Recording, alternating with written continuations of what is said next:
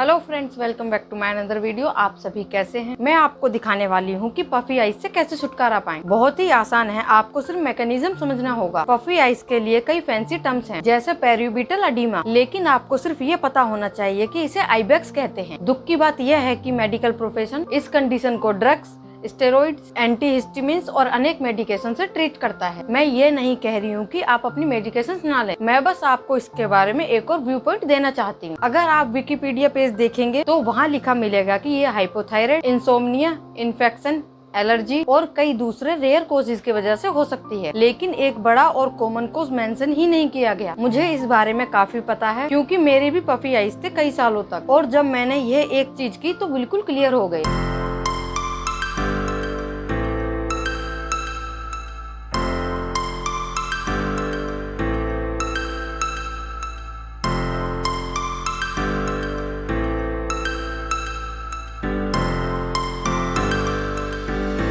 Causes Wikipedia page पर दो interesting चीजें लिखी थी। एक कोज जो मेंशन किया गया था वो हाई लेवल्स ऑफ सोडियम था, जो बिल्कुल सही है, और उन्होंने मेंशन किया था कि low carbs diet puffiness of eyes को प्रिवेंट करने में मददगार हो सकती है, जो मुझे भी काफी इंटरेस्टिंग लगा। साथ ही उन्होंने कुकुम्बर स्लाइसेस या कोल्ड पैक्स के यूज को भी मेंशन किया, जो शायद थोड़ी देर के लिए हेल्प करे, लेकिन प्रॉब्लम को सोल्व नहीं करता। कई बार किडनीज भी इन्वॉल्व होती है और सोडियम प्रॉब्लम भी होता है, लेकिन ये दोनों कंडीशन ज्यादा शुगर होने से होती है। अगर आप किडनी डिजीज का नंबर 1 कोज देखें तो वो डायबिटीज है, जो कि हाई लेवल्स ऑफ शुगर से होती है। जब आप किसी की आई लीड्स को पफी देखते हैं तो ये किडनी से रिलेटेड हो सकता है, लेकिन हमें इससे और गहरा जाना चाहिए। सिंप्लिसिटी, इसका सिंप्लिसिटी ये है कि जब ब्लड स्ट्रीम में ज्यादा शुगर होती है तो इंसुलिन भी ज्यादा होता है। यह इवेंचुअली इंसुलिन रेसिस्टेंट डेवलप करता है। इन दोनों सिचुएशन से आपकी बॉडी ज्यादा सोडियम होल्ड करती है। जब आप शुगर कंज्यूम करते हैं तो ज्यादा सोल्ट रिटेन होता है, और अगर आप ऐसा लंबे टाइम तक करें तो किडनीज ओवरलोड हो जाती है और ये सिस्टम में बैकअप होता है, जो आई लीड्स में पफी आइज की तरह दिखाई देता है। कभी कभी बॉडी के दूसरे पार्ट से पहले अदर कोजेज कुछ और चीजें भी होती हैं। Number 1, depletion of potassium. जब आप कार्ब्स कंज्यूम करते हैं तो आप पोटेशियम डेफिशिएंट होने लगते हैं। जब आप एक्सेस शुगर स्टोर करते हैं तो ये ग्लाइकोजन के रूप में स्टोर होता है, जो ग्लूकोज मॉलिक्यूल्स का सीरीज होता है, जो पोटेशियम के हेल्प से जुड़ता है। आपको ग्लाइकोजन को स्टोर करने के लिए पोटेशियम चाहिए होता है लीवर और मसल्स में, तो जितना ज्यादा शुगर खाते हैं उतना ज्यादा पोटेशियम स्टोर होता है और स्टक हो जाता है। इस स्टोर्ड सिस्टम में दो और चीजें होती हैं। आप ज्यादा सिंपैथेटिक डोमिनेंस डेवलप करते हैं, जो आपका फ्लाइटी मैग्नीशियम है, और स्ट्रेस मैग्नीशियम भी। दूसरा इंक्रीज रेनिन होता है, जो एक हार्मोन है। ये दोनों चीजें सिंपैथेटिक और रेनिन सोडियम रिटेन करते हैं। तो हमारे पास कई चीजें हो रही हैं, फ्लूइड होल्डिंग और सोडियम रिटेंशन के संबंध में, और पोटेशियम डिप्लेशन भी। और जब आप जंक फूड खाते हैं तो क्या होता है? शुगर,